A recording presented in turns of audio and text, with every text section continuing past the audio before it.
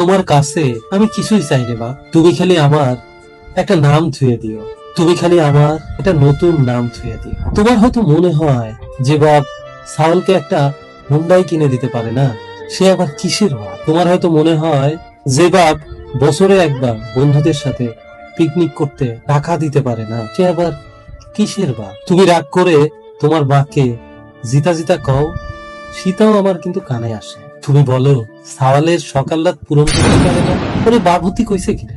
তোমার হয়তো মনে হয় কত খারাপ কপাল তোমার, আমার ঘরে জন্ম নিছ।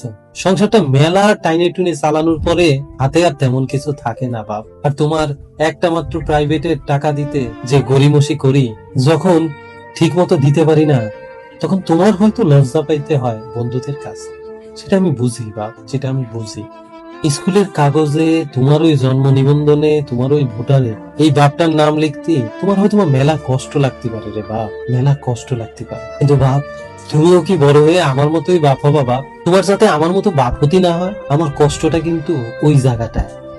আমি তোমার পড়াশোনার খরচ যেভাবেই পারি, টাইনে হোক ধার করে হোক এর থেকে নিয়ে হোক, আমি কিন্তু দেওয়ার চেষ্টা করি না। কিন্তু তুমি যেটা দেখো না, তুমি তো দেখো না যে আমি কিভাবে কষ্ট করে তোমার জন্য টাকা ইনকাম করি না। অর্ধ শিক্ষিত মানুষ আমি, তোমার মতো অত পড়াশোনা আমার বাপ মা করায় না। এই জন্য আমি তোমার মতো অত কিছু জানি না, শুধু এতটুকু জানি আমার সন্তান যেন আমার থেকেও ভালো থাকে। আমি যে কষ্ট করে যাচ্ছি, এই কষ্ট যেন তার করা না লাগে, সে যেন দুমুঠো ভাত ইনকাম করে খাতে পারে। অভাব অনটন যেন তারে কোনোভাবেই আষ্টে পিষ্টে না ঝরে।